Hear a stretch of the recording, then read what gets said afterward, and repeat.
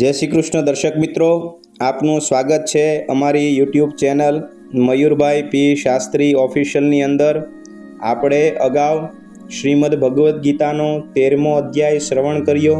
હવે ભગવદ્ ગીતાનો 14મો અધ્યાય પણ શ્રવણ કરીએ. ઓમ શ્રી પરમાત્મને નમઃ. શ્રીમદ ભગવદ્ ગીતા ચતુર્દશ અધ્યાય ગુણત્રય વિભાગ યોગ. શ્રી ભગવાન ઉવાચ. શ્રી ભગવાન બોલ્યા, સર્વ જ્ઞાનો કરતાં ચડિયાતા ઘણા ઉત્કૃષ્ટ એવા જ્ઞાનને હું ફરી કહું છું, જેને જાણીને સઘળા મુનિજનો આ સંસારથી છૂટીને પરમ સિદ્ધિને પામી ચૂક્યા છે. આ જ્ઞાનને આશ્રયે મારા સ્વરૂપને પામી ચૂકેલા માણસો સૃષ્ટિના આરંભે ફરીથી નથી જન્મતા કે પ્રલય કાળે નથી તો વ્યાકુળ થતા. હે ભારત, મારી મહદ બ્રહ્મ સ્વરૂપ મૂળ પ્રકૃતિ સકળ ભૂતોની યોનિ છે, અર્થાત ગર્ભાધાનનો આધાર છે, અને હું એ યોનિમાં ચેતન સમુદાય રૂપી ગર્ભને સ્થાપું છું. એ જળ ચેતનના સંયોગમાંથી સકળ ભૂતોનો ઉદ્ભવ થાય છે. હે કુંતી પુત્ર, વિવિધ જાતની સઘળી યોનિઓમાં જે મૂર્તિઓ શરીરધારી પ્રાણીઓ ઉદ્ભવે છે, પ્રકૃતિ એ સર્વની ગર્ભધારણા કરનારી માતા છે, અને હું બીજને સ્થાપનાર પિતા છું. હે મહાબાહો, સત્વગુણ, રજોગુણ તેમજ તમોગુણ પ્રકૃતિમાંથી ઉદ્ભવેલા આ ત્રણેય ગુણો અવિનાશી જીવાત્માને શરીરમાં બાંધે છે. હે નિષ્પાપ, એ ત્રણેય ગુણોમાં સત્વગુણ નિર્મળ હોવાને કારણે પ્રકાશક અર્થાત તેજ પ્રગટાવનાર અને વિકાર વિનાનો છે, છતાં એ સુખના સંગ વડે એટલે કે સુખના અભિમાન વડે અને જ્ઞાનના સંગ વડે એટલે કે જ્ઞાનના અભિમાન વડે જીવાત્માને બાંધે છે. હે કોંતે, રાગ સ્વરૂપના રજોગુણને તું લાલસા અને આસક્તિમાંથી ઉદ્ભવેલો જાણ.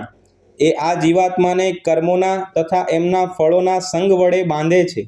હે ભરતવંશી, સૌ દેહાભિમાનીઓને મોહિત કરનાર તમોગુણને તો તું અજ્ઞાનમાંથી જ ઉદ્ભવેલો જાણ. એ આ જીવાત્માને પ્રમાદ, આળસ અને નિદ્રા વડે બાંધે છે. હે ભારત, સત્વગુણ સુખમાં જોડે છે, રજોગુણ કર્મમાં, અને વળી તમોગુણ તો જ્ઞાનને ઢાંકી દઈને પ્રમાદમાં પણ જોડે છે. હે ભારત, રજોગુણ અને તમોગુણને દબાવીને સત્વગુણ અને તમોગુણને દબાવીને રજોગુણ, તેમજ સત્વગુણ અને રજોગુણને દબાવીને તમોગુણ વૃદ્ધિ પામે છે. જે વખતે આ દેહમાં તથા અંતઃકરણ અને ઇન્દ્રિયોમાં ચેતનતા વિવેક શક્તિ ઉદ્ભવે છે, એ વખતે એમ સમજવું કે સત્વગુણ વધ્યો છે. હે ભરતવંશીઓમાં શ્રેષ્ઠ, રજોગુણ વધતા લોભ પ્રવૃત્તિ, કર્મોને સ્વાર્થ બુદ્ધિથી તેમજ સકામ ભાવે કરવા, અશાંતિ અને વિષયની લાલસા આ સઘળા જન્મે છે. હે કુરુનંદન, તમોગુણ વધતા અંતઃકરણ અને ઇન્દ્રિયોમાં નિસ્તેજપણું, ચેતનતાનો અભાવ, કર્તવ્ય કર્મોમાં પ્રવૃત્ત ન થવું, પ્રમાદ અને નિંદ્રા જેવી અંતઃકરણની મોહમાં નાખનારી વૃત્તિઓ આ સઘળાય જન્મે છે. જ્યારે સત્વગુણ વધ્યો હોય ત્યારે આ માણસ મૃત્યુ પામે છે, તો ઉત્તમ કર્મ કરનારાઓના નિર્મળ દિવ્ય સ્વર્ગ આદિ લોકોને પામે છે.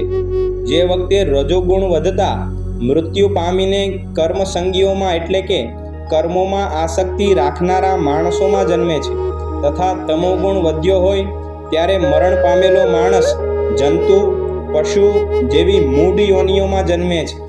શ્રેષ્ઠ કર્મોનું સાત્વિક એટલે કે સુખ, જ્ઞાન, વૈરાગ્ય આદિ નિર્મળ ફળ તત્વજ્ઞાનીઓએ કહ્યું છે, જ્યારે રાજસ કર્મનું ફળ દુઃખ તથા તામસ કર્મનું ફળ અજ્ઞાન કહ્યું છે. સત્વગુણમાંથી જ્ઞાન જન્મે છે, અને રજોગુણમાંથી નિશંકપણે લોભ તથા તમોગુણમાંથી પ્રમાદ અને મોહ જન્મે છે, અને વળી અજ્ઞાન પણ જન્મે છે. સત્વગુણ સ્થિત માણસો સ્વર્ગ આદિ ઉચ્ચ લોકોને પામે છે.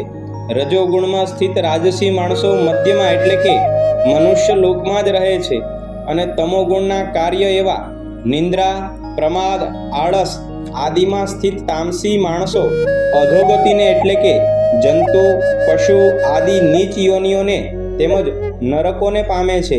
જે કાળે સાક્ષી રૂપે રહેલો દ્રષ્ટા ત્રણ ગુણો સિવાય બીજા કોઈને કર્તા રૂપે નથી જોતો, અને ત્રણેય ગુણોથી સાવ પર એવા સચ્ચિદાનંદ ઘન સ્વરૂપ મુજ પરમાત્માને તત્વથી જાણે છે, એ વખતે એ મારા સ્વરૂપને પામે છે.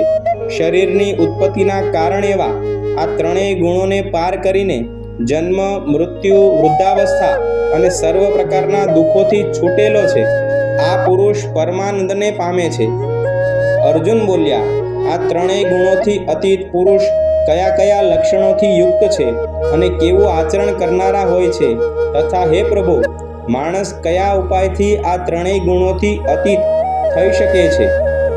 શ્રી ભગવાન બોલ્યા, હે પાંડવ, સત્વગુણના કાર્ય એવા પ્રકાશનો, રજોગુણના કાર્ય સ્વરૂપ પ્રવૃત્તિનો તથા તમોગુણના કાર્ય એવા મોહનો પણ જે પુરુષ નથી તો એમના પ્રવૃત્ત થતા દેશ કરતો કે નથી તો નિવૃત્ત થતા એમની આકાંક્ષા સેવતો, જે સાક્ષીની પેઠે સ્થિત થયેલો ગુણો વડે વિચલિત કરી શકાતો નથી તથા ગુણો જ ગુણોમાં વર્તે છે, એમ સમજીને જે સચ્ચિદાનંદ ઘન પરમાત્મામાં એકાત્મ ભાવે સ્થિત રહે છે, તેમજ એ સ્થિતિથી કદી વિચલિત નથી થતો, જે નિરંતર સ્વભાવમાં સ્થિત છે, સુખ દુઃખને સમાન સમજે છે, માટી, પથરા તેમજ સોનામાં સમાન ભાવ રાખે છે, જ્ઞાની છે, પ્રિય અને અપ્રિયને એક એવા માને છે તથા પોતાની નિંદા કે સ્તુતિમાં પણ સમાન ભાવ રાખે છે, જે માન અને અપમાનમાં સમ છે, મિત્ર અને વેરી પક્ષમાં પણ સમ છે, તેમજ